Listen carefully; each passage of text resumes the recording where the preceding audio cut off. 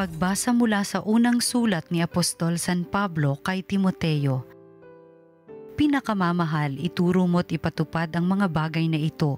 Sino mang nagtuturo ng iba kaysa rito at di sang-ayon sa salita ng Panginoong Hesukristo at sa mga aral tungkol sa kabanalan ay nagyayabang, ngunit walang nalalaman. Sakit na niya ang manuligsa at makipagtalo tungkol sa mga salita, bagay na humahantong sa inggitan, alitan, kutyaan at pagbibintang. Mahilig din silang makipagtalo sa mga liko ang pag-iisip at di kumikilala sa katotohanan. Mga taong nag-aakala na ang relihiyon ay paraan ng pagpapayaman. Kung sa bagay, malaki nga ang mapapakinabang sa relihiyon kung ang tao'y marunong masiyahan. Wala tayong dalang anuman sa sanlibutan at wala rin tayong madadala pag-alis dito. Kaya dapat na tayong masiyahan kung tayo'y may kinakain at dinaramit. Ang mga nagnanasang yumaman sa anumang paraan ay mahuhulog sa tukso at sa bitag ng masasamang hangaring magtutulak sa kanila sa kapahamakan. Sapagkat ang pag-ibig sa salapi ay siyang ugat ng lahat ng kasamaan. Dahil sa paghahangad na magkamal ng salapi, may mga nalayo sa pananampalataya at nasadlak sa paghihirap ng kalooban. Ngunit ikaw na lingkod ng Diyos, umiwas ka sa mga bagay na ito. Sikapin mong mamuhay sa katuwiran, kabanalan, pananalig, pag-ibig, pagtitiis at kaamuan. Gawin mo ang buo mong makakaya sa pakikibaka, alang-alang sa pananampalataya, at kakamtan mo ang buhay na walang hanggan. Yamang diyan ka tinawag ng Diyos nang ipahayag mo sa harapan ng maraming saksi ang iyong pananampalataya. Ang salita ng Diyos. Mapalad ang mga aba, tanging Diyos ang hari nila. Hindi ako natatakot sa panahon ng panganib, kahit pa nga naglipa na ang kaaway sa paligid, mga taong naghahambog na sa yaman nananalig, dahilan sa yaman nila'y tumaas ang pag-iisip. Mapalad ang mga aba, tanging Diyos ang hari nila. Hindi kaya ng sino mang ang sarili ay matubos, hindi kayang mabayara tubusin sa kamay ng Diyos. Ang bayad sa kanyang buhay ay halagang sakdal taas, gaano man ang halagang hawak niya ay hindi sapat, upang siya ay mabuhay ng hindi na magwawakas, at sa labi ng libingan ay hindi na mapasadlak. Mapalad ang mga aba, tanging Diyos ang hari nila. Di ka dapat na matakot ang tao man ay yumaman, lumago man ng lumago yaong kanyang kabuhayan, hindi ito madadala kapag siya ay namatay, ang yaman ay hindi niya madadala sa libingan. Mapalad ang mga aba, tanging Diyos ang hari nila. At kahit na masiyahan ang tao sa kanyang buhay, dahilan sa sinusuob ng papurit nagtagumpay, masasama pa rin siya sa ninunong nangamatay, masasadlak pa rin siya sa dilim na walang hanggan. Mapalad ang mga aba, tanging Diyos ang hari nila. Ang mabuting balita ng Panginoon ayon kay San Lucas. Noong panahong iyon, nilibot ni Jesus ang mga bayan at nayon. Nangangaral siya at nagtuturo ng mabuting balita tungkol sa paghahari ng Diyos. Kasama niya ang 12 at ilang babaeng pinagaling niya sa masasamang espiritu at mga karamdaman. Si Maria na tinatawag na Magdalena, mula sa kanya'y 7 demonyo ang pinalayas. Si Juan ang asawa ni Kusa, na katiwala ni Herodes. Si Susana at marami pang iba. Ang ari-arian nila ay itinustos nila sa pangangailangan ni Jesus at ng kanyang mga alagad. Ang mabuting balita ng Panginoon. Pinupuri ka namin, Panginoong Hesukristo.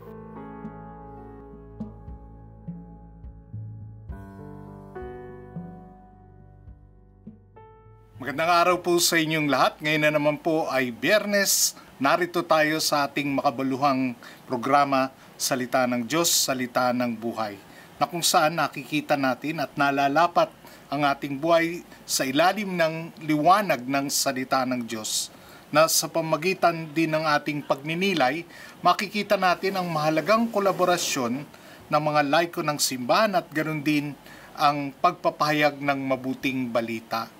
Sa ating ebanghelyo, nilibot ni Jesus ang mga bayan at nayon kasama ang 12 na kanyang mga apostoles at ang ilang mga babae na nagdesisyon sumunod sa kanya at nangangaral, nagtuturo ng mabuting balita tungkol sa paghahari ng Diyos.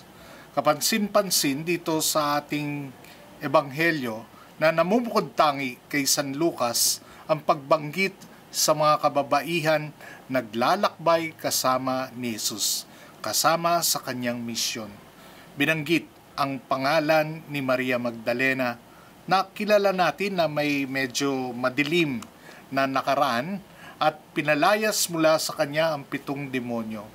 Ang iba naman ay may kaya sa buhay, may sinabi sa lipunan, katulad ni Joanna na asawa ni Kusa na tagapangasiwa ni Herodes. So makikita natin ang babae na ito ay may impluensya. Ang ikatlo naman ay si Susana na pinangalanan, pero makikita natin kung bakit siya pinangalanan ni Lucas. Malamang mayroon siyang sinabi sa kanyang panahon. Mga debotong kababaihan, tapat sa pagtugon sa pangailangan ng Panginoon, tapat na sumama sa Kanya kahit nasa gitna ng panganib. Nandun hanggang sa paanan ng krus, sa libingan at sa muli niyang pagkabuhay. Ang kanilang serbisyo sa mga praktikal at pinansyal na pangangailangan sa misyon ni Jesus ay hindi natin matatawaran. Hindi pangkaraniwang tanawin sa kanilang panahon na ang mga kababaihan ay sumusuporta sa isang rabay at ng kanyang mga disipulo. Minsan nanggagaling sa kanilang sariling bulsa o kanilang pera, ari-arian, pagkain, at para sa iba pang mga pangangailangan. Kaya naman, para iwanan nila ang kanilang tahanan para sumama sa isang rabay, ay di kapani-paniwala at iskandaloso. Dagdag pa rito, may iskandalo dahil magkasama ang mga respetado at di naglalakbay kasama ni Jesus. Yung mga taong kumbaga may atraso sa lipunan at yung mga taong kinikilala ay nagkakasama-sama kasama ni Jesus. Hindi ito pangkaraniwan at ang kagalingan at kaligtasan na kanilang natanggap ay malinaw na katibayan itong kanilang pagbubuklod ng kapangyarihan ng paghahari ng Diyos na kasabay sa pagdating ni Jesus. Ang imahe ng pagsasamang naglalakbay na ito ay larawan ng paghahari ng Diyos ay nagsisimula na, kung saan may pagkakasundo at may pagtutulungan sa mga kalalakihan at kababaihan, mga may asawa at wala, malusog man o may sakit, mayaman man o mahirap. Nakita din natin dito ang dalawang tungkulin ng mga sumusunod kay Jesus. Una, ang mga apostol na pinangungunahan ang tungkulin sa pagpapahayag ng mabuting balita, ang pagtuturo sa paghahari ng Diyos, sa salita at sa gawa. Ang isa naman ay mga disipulo, katulad ng mga kababaihan, na katuwang sa mga praktikal at pinansyal na pangangailangan para sa mga epektibo na pagpapadaloy ng mensahe ng Diyos. Parehong gawain ay mahalaga sa pagtutulungan, pagpuno ng mga pangangailangan ng isa't isa. Mahalagang kolaborasyon sa misyon ni Jesus, sa misyon ng simbahan. Sa pamamagitan nito, malaya ang mga apostol sa pangangaral at alalahanin tungkol sa pangangailangan nila ng pera, which is very dangerous, mapanganib, na binanggit ito ni Apostol San Pablo sa unang pagbasa. Dahil, nga naman, nagpapahayag ka ng salita ng Diyos sa gawa at sa salita, and at the same time, inaalala mo ang mga gastusin. At minsan, nadadaig ng alalahanin ng gastusin ang pagpapahayag ng salita ng Diyos. Pati yung mamamahayag ay nalalaglag na rin sa patibong na dulot ng pagkahalina sa pera. Maaari silang maging katulad nga ng mga bulaang mangangaral na ginagamit na ang relihiyon para gumawa na lamang ng pera para sa sariling agenda. Si Judas ay magsisilbing babala para sa atin. Nakita natin, bagamat siya'y kasama sa 12, posible na ipahayag mo na ang Diyos ang aking tagapagligtas, sumusunod sa Kanya, naglilingkod sa Kanya, kasama sa inner circle ng Panginoon, pero hindi naman tunay na naniniwala. May ibang agenda at naaalipin ng pera. Kaya mahalaga na may kanya-kanyang tungkulin sa simbahan na may pagtutulungan.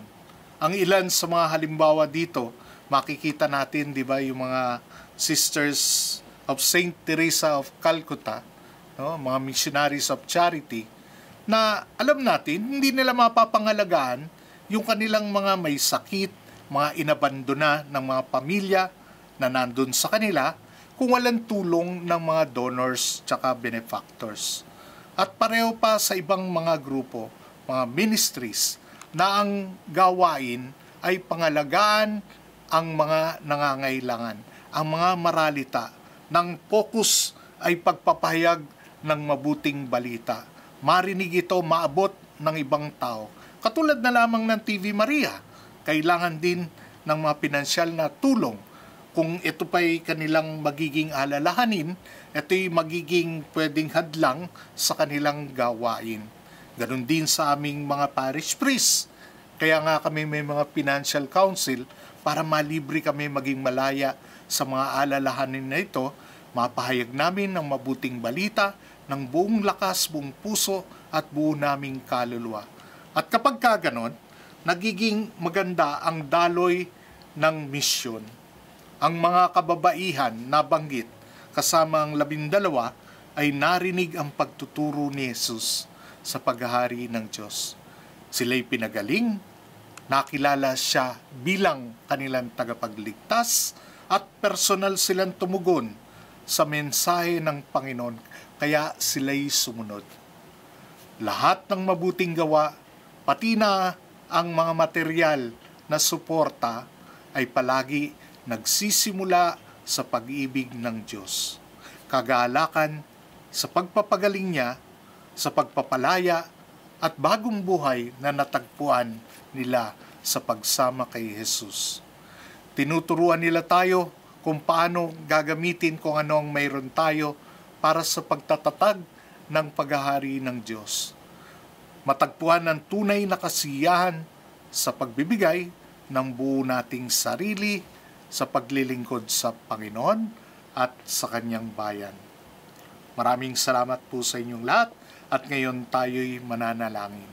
Sa ngalan ng Ama, ng Anak at ng Espiritu Santo. Diyos na aming Ama, itulot mo sa kapangyarihan ng iyong Espiritu na aming buhay at kaisipan ay mahubog sa halimbawa ng iyong anak na walang tinatangi, walang pinipili, at ang mahalaga ay mapahayag ang iyong mabuting balita. Iligtas mo kami sa mga aming kahangalan at pagnanais na magdadala sa amin sa pagkawasak at kapahamakan. Nakatulad ng mga apostol at ng mga kababaihang sumunod sa iyo, ay makapaglingkod kami ng may kababaang loob at katapatan. Ang lahat na ito iniling namin sa iyong anak na si Kristong aming Panginoon. Sa ngalan ng Ama, ng Anak, at ng Espiritu Santo.